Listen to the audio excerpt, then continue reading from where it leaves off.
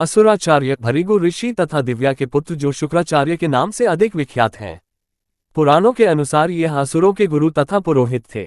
एक पौराणिक कथा के अनुसार महर्षि शुक्राचार्य ने भगवान शिव की घोर तपस्या की थी और उनसे मृत संजीवनी मंत्र प्राप्त किया था, जिस मंत्र का प्रयोग उन्होंने देवासुर संग्राम में देवताओं के विरुद्ध किया था। जब असुर देवताओं द्वारा मारे जाते थे तब शुक्राचार्य उन्हें मृत संजीवनी विद्या का प्रयोग करके जीवित कर देते थे।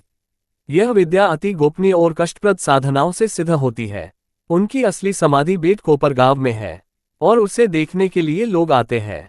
पौराणिक कथा के अनुसार शुक्राचार्य महर्षि भृगु के पुत्र और भगवान विष्णु के भक्त प्रहलाद के भांजे थे।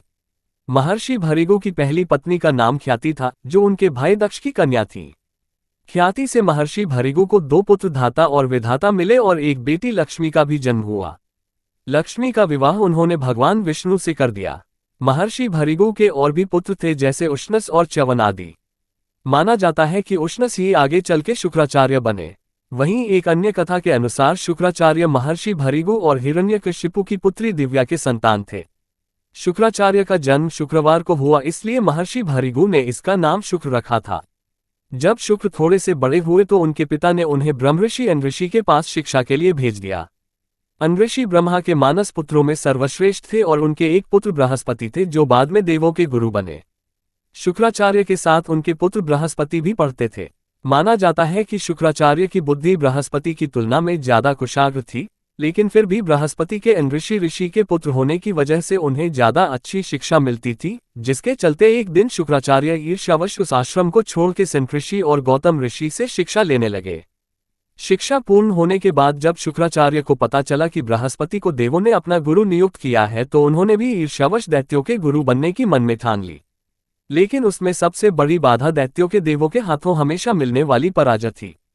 इसके बाद शुक्राचार्य मन ही मन ये सोचने लगे कि अगर वह भगवान को शिव को प्रसन्न करके उनसे संजीवनी मंत्र प्राप्त कर लेते हैं तो वह दैत्यों को विजय दिलवा सकते हैं।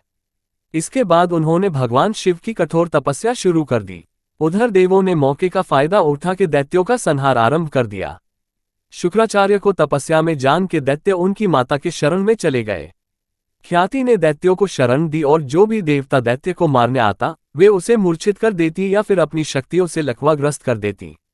ऐसे में दैत्य बलशाली हो गए और धरती में पाप बढ़ने लगा। तब धरती पर पुनः धर्म की स्थापना के लिए भगवान विष्णु ने शुक्राचार्य की मां और भृगु ऋषि की पत्नी ख्याति का सुदर्शन चक्र से सिर काट के दैत्यों के संहार में देवों की और समूचे जगत की मदद की। जब इस बात का पता शुक्राचार्य को लगा तो उन्हें भगवान विष्णु पर बड़ा क्रोध आया और उन्होंने मन ही मन उनसे बदला लेने की ठान ली।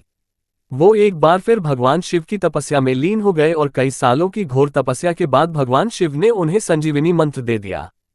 फिर शुक्राचार्य ने दैत्यों के राज्यों को पुनः स्थापित कर अपनी मां की मृत्यु का बदला लिया। ऐसा माना जाता है कि तब से शुक्राचार्य और भगवान विष्णु एक दूसरे के शत्रु बन गए। लेकिन ये कथा यही नहीं समाप्त नहीं होती। उधर महर्षि भृगु को जब इस बात की पता चला कि भगवान विष्णु ने उनकी पत्नी ख्याति का वध कर दिया है, तो उन्होंने भगवान विष्णु को श्राप दे दिया कि उन्होंने एक स्त्री का वध किया है, इसलिए उनको बार बार पृथ्वी पर मां के गर्भ से जन्म लेना होगा और गर्भ में रहकर कष्ट भोगना पड़ेगा। इस श्राप से पहले भगवान वराह अवतार, मत्स्य अवतार, कुर्मा और नरसिंह अवतार लेकर प्रकट हुए थे, लेकिन श्राप के बाद उन्होंने भगवान परशुराम, भगवान राम, भगवान कृष्ण के रूप में जन्म लिया। तब उन्हें मां के पेट रहकर पीड़ा झेलनी पड़ी। हालांकि कि बाद में शुक्राचार्य से बृहस्पति के पुत्र ने संजीवन विद्या सीखकर उन्हीं का पतन किया।